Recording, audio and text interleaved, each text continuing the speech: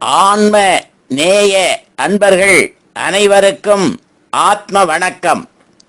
வேலூர் சித்த வித்தை தவ மையத்தின் சார்பில் நம்முடைய ஞானபிதா ஜெகத்சோதி சுவாமி சிவானந்த பரமஹம்சர் அவர்கள் உலக மக்கள் நலன் கருதி உருவாக்கிய சித்த வேத தத்துவத்தை உங்களின் செவிகளுக்கும் சிந்தனைக்கும் பயன் தரும் வகையில் தினம் தினம் வழங்கப்படுகிறது.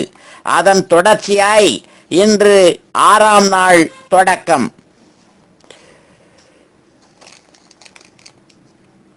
உப்பு தண்ணீரிலிருந்து உண்டாயிற்று. அப்பொழுது உப்பினுடைய சுயரூபம் என்ன? ஜலரூபம் ஆகும், அதாவது தண்ணீராகும். ஆனால் ஜலத்திலிருந்தே உப்பு உண்டானது, அதனால் உப்பினுடைய சுயரூபம் ஜலமாகும். அந்த ஜலத்தில் உண்டான உப்பு தான் உண்டாயிருந்த வஸ்துவில் சேரும்போது அதே ரூபமாகி வேறு ரூபம் இல்லாமல் ஆயிற்று. இம்மாதிரியேதான் ஜீவனிலிருந்து மனம் உண்டானது. அந்த மனம் தான் உண்டான ஜீவனில் சேர்ந்தபோது ஜீவனில் லயித்து வேறொன்றுமில்லாமலாய் ஜீவ ரூப மாத்திரமாய் தீருகிறது. அதனால் தான் தூங்கும் போது யாதொன்றும் கேட்பதற்கும் காண்பதற்கும் அறிவதற்கும் முடியாமலாயிற்று. ஆனால் அந்த குழந்தை தூக்கம் விழித்த பொழுது அழுவதும் பால் குடிப்பதும் செய்கிறதல்லவா? செய்வதுண்டு. அப்பொழுது மனம் இல்லாவிடில் அழுகிறதற்கோ பால் குடிக்கிறதற்கோ முடியுமா? முடியாது. அது அழவும் பால் குடிக்கவும் செய்கிறது. ஆனால் பால் எப்படி உண்டாகிறது என்றும் அது எங்கிருந்து உண்டாகிறது என்றும் அது எங்கிருந்து கிடைக்கிறதென்றும் அக்குழந்தை ஆலோசிப்பதற்கு முடியுமா? முடியாது. அதன் காரணம் என்ன? அதற்கு சக்தி இல்லாததால். அதற்கு சக்தி இல்லை என்று சொல்லக்கூடாது. ஏனென்றால் சக்தி இல்லாவிடில் அதற்கு அழுகிறதற்கோ பால் குடிக்கிறதற்கோ முடியாது. ஆனால் ஆலோசனை எவ்விடமிருந்து உண்டாகின்றது? மனதிலிருந்து. ஆலோசிப்பதற்கு என்ன வேண்டும்? மனம் உண்டாயிருக்க வேண்டும். மனம் உண்டாயிருந்தாலும் ஆலோசிப்பதற்கு முடிகிறதில்லை. ஏனென்றால் அக்குழந்தை அழும்பொழுதும் பால் குடிக்கும் பொழுதும் அதற்கு மனம் இல்லையா? அப்போது அதற்கு ஆலோசிக்க முடியுமா? முடியாது. அதற்கு காரணம் என்ன? குழந்தைகளுக்கு சாதாரணமாய் என்ன இல்லை என்று சொல்லுவது? புத்தி இல்லை என்று சொல்கிறார்கள். புத்தி இல்லாவிடில் ஆலோசிப்பதற்கு முடியுமா? முடியாது. அப்போது ஆலோசிப்பதற்கு என்ன உண்டாயிருக்க வேண்டும்? புத்தி உண்டாயிருக்க வேண்டும். அப்பொழுது ஆலோசிக்கின்றது புத்தி ஆகின்றது. அந்த புத்தி பல காரியங்களை குறித்தும் ஆலோசிக்கின்றதாகும். அவ்விதம் ஆலோசிப்பதற்குள்ள காரியங்களை எவ்விடம் வைத்துக் கொண்டிருக்கிறது? மனதில். அப்பொழுது பல காரியங்களை குறித்தும் ஆலோசிப்பதற்காக பத்திரப்படுத்தி இருக்கின்ற இடமாகும் மனம். அந்த மனமாயிருக்கிற இடத்தில் புத்தி போய் ஆலோசிக்கின்றது. ஆனால் அந்த மனத்தினிடம் எதுவென்றால், நீர் ஒரு காரியத்தை பற்றி ஆலோசிக்கும் பொழுது உம்முடைய ஆலோசனையும் உமது கண்விழிகளும் எந்த பக்கமாக போகின்றன? மேல் பக்கமாய் போகின்றன. அப்பொழுது ஆலோசிப்பது எவ்விடத்தில்? மனதில். மனத்தினுடைய இடம் கீழே நெஞ்சுக்கு மத்தியில் இருக்குமென்றால் ஆலோசனை மேல்பாகம் போக காரணம் என்ன?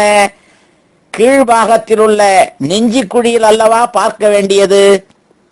ஆம், கீழே நெஞ்சிக்குழியில் தான் பார்க்க வேண்டியது. ஆலோசிக்கும் சமயம் அவ்விதம் பார்க்கிறதுண்டா? அவ்விதம் பார்க்கிறதில்லை. ஆனால் இதோ இந்த வீட்டின் வடப்பக்கத்து அறையினுள் ஒரு சாமானை நீர் வைத்துவிட்டு தேவையான போது அதை அந்த வீட்டின் தென்புறம் இருக்கும் அறைக்குள் போய் பார்த்தால் கிடைக்குமோ? கிடைக்காது. ஏன்? வைத்த இடத்தில் பார்க்காததினால். வைத்த இடத்தை விட்டு மற்றொரு இடத்தில் பார்த்தால் கிடைக்குமோ? கிடைக்காது. இந்த பிரகாரத்தில்தான் நமக்கு ஏதேனும் காரியங்களை பற்றியும் ஆலோசிப்பதற்கு பத்திரப்படுத்தி எடுக்கிற இடம் எங்கே? மனதில். ஆகையினால் ஆலோசிப்பதற்குள்ள காரியங்களை பத்திரப்படுத்துவது மனதில்தான். அதனால் ஆகும் மனத்தினுடைய இடம் புருவ மத்தியம் என்று சொல்ல காரணம்.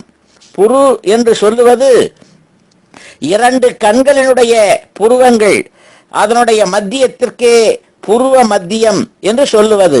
அதுவேயாகும் மனத்தினுடைய இடம்.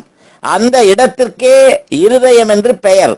அந்த இருதயம் நீர் தொட்டு காண்பித்த நெஞ்சி குழியிலாகும் என்றால் அங்கு மூடுவதற்கோ திறப்பதற்கோ ஏதாகிலும் உண்டோ? இல்லை. இருதயம் இல்லை என்றால் நமக்கு யாதொரு பிரகாசமோ யாதொன்றும் காண்பதற்கோ சாத்தியமாகுமா? இல்லை. அப்போது பிரகாசிப்பது எவ்விடமிருந்து? இருதயத்திலிருந்து. நீர் குருடனை பார்த்திருக்கின்றீரா? ஓ, பார்த்திருக்கின்றேன். அவருக்கு யாதொரு பிரகாசமும் இருக்கிறதா? அல்லது ஏதேனும் காண்பதற்கு முடியுமோ? அவருக்கு யாதொரு பிரகாசமும் இல்லை, யாதொன்றும் பார்ப்பதற்கும் முடியாது. என்ன காரணம்? அவருக்கு கண்களோ இருதயமோ குருடு? கண்கள் தான் குருடு. இருதயம் நீர் சொல்லிய இடமாயிருந்தால் அவ்விடமிருந்து ஒளியோ மற்ற ஏதாவது காட்சியோ உண்டா? இல்லை. ஏன்? கண்கள் குருடானதினால். உமக்கு இப்பொழுது கண்கள் குருடா? இல்லை. உமக்கு இப்பொழுது பிரகாசம் இல்லையோ? இவையெல்லாம் காண்பதில்லையோ? பிரகாசமும் உண்டு, காண்பதும் உண்டு. ஆனால் உங்கள் கண்களை மூடினால் உமக்கு பிரகாசிப்பதோ அல்லது ஏதேனும் காண்பதோ உண்டோ? இல்லை. என்ன காரணம்? கண்களை மூடியதினால். கண்களை மூடினால் என்னவாகின்றது? இருட்டாகின்றது. ஏன் நீர் உமது கண்களை மூடினீரா? இருதயத்தை மூடினீரா? கண்களையே தான் மூடியது. நீர் சொல்லிய பிரகாரம் இதயம் நெஞ்சுக்குழியில் இருந்தால் ஏன் அவ்விடமிருந்து பிரகாசிப்பதற்கோ காண்பதற்கோ முடியவில்லை? கண்களை மூடியதினால். கண்கள் திறந்திருந்தாலோ பிரகாசம் உண்டாகிறது. அந்த பிரகாசம் நமக்கு எவ்விடமிருந்து உண்டாகிறது? மேல் பாகத்திலிருந்து. அப்போது எந்த பிரகாரம் பார்த்தாலும் மேலே இருந்தல்லாமல் கீழே இருந்து பிரகாசம் உண்டாகிறதில்லை. தவிர ராத்திரியானால் நமக்கு என்னவாகின்றது? இருட்டாகின்றது. பகல் ஆனாலோ வெளிச்சமாகின்றது. அந்த வெளிச்சம் எங்கிருந்து உண்டாகிறது? ஆகாசத்திலிருந்து. ஆகாசம் மேலேயா கீழேயா? மேலேதான். அப்போது எவ்விதத்தில் பார்த்தாலும் மேலே இருந்துதான் பிரகாசம் உண்டாகின்றது, கீழே இருந்தல்ல.